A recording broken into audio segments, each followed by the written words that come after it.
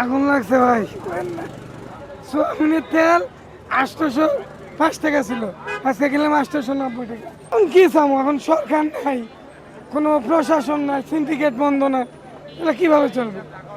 আমাদের জন্য বিপদ, সামনে আমাদের জন্য বিপদ আসতেছে। আরো আয় তো বাড়ে না, বেতন যা আছে তাই, আমরা তো অসহায়। যা আগের চাহিদাতে যেগুলি ছিল তার চেয়ে অনেক বেশি। বাজারে সিন্ডিকেট বন্ধ না হলে কিভাবে? তার কয়েকদিন আগে নিলাম 15 টাকা, আজকে 90 টাকা। কোথায়? এখানে যদি সিন্ডিকেট বন্ধ থাকতো তাহলে তেলের দাম যেখানে আছে সেখানেই থাকতো। বাজার মোটামুটি নিয়ন্ত্রণে আছে, কিন্তু এটা তো চলে না, এটা আরও কমতে হবে।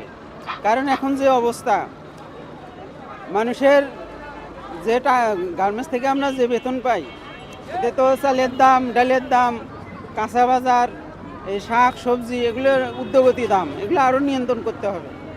আমাদের সরকারকে এগুলো কাঁচা বাজার বা যে কোনো জিনিস আছে এগুলো সব কিছুর দিকে দৃষ্টি দিতে হবে, আর এগুলো নিয়ন্ত্রণ রাখতে হবে। নিয়ন্ত্রণ না রাখলে ব্যবসায়ীরা দুর্নীতি করে, তারা অল্প দামে নিয়ে এসে বেশি দামে, মানে 3 ডবল লাভ করে একটা জিনিসের মধ্যে।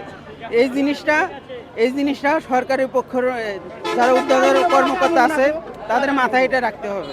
মাছ যাচ্ছে ভাই, সিলভার মাছ 140 টাকা, আর নলা 180 টাকা, আর গ্লাস কাপ 200 টাকা, আর কার্পো 140 টাকা কেজি, পুরি 180 টাকা কেজি। কাস্টমার বাজার ঘাটের অবস্থা ভাই অনেক খারাপ, ঠিক আছে। মাছ আনছি 1,20,000 টাকা, মনে হয় 20,000 টাকা বেশি পারিনি, এখন 1 লাখ টাকার মাছ স্টকে রয়েছে। কারণ বাজার অবস্থা ভালো না ভাই, কাস্টমার কম। আগের মতন এরকম সুখ পাইতেছি না আর কি, কারণ কাস্টমার থাকলে মনে হয় বাজারের অবস্থা খারাপ, কাস্টমার পাইতেছি না। এই যে কালকে 50 কেজি মাছ নিয়েছে, 3 দিন দিয়ে বিক্রি করতেছি। সমাধান আমরা চাই সূক্ষ্ম বাজারটা, আমরা দোকান নিচে অনেক টাকা খরচা করে দোকান ভাড়া দেওয়া লাগে, এবং ভালো চলুক এরকম সিস্টেমে আমরা চাই আর কি।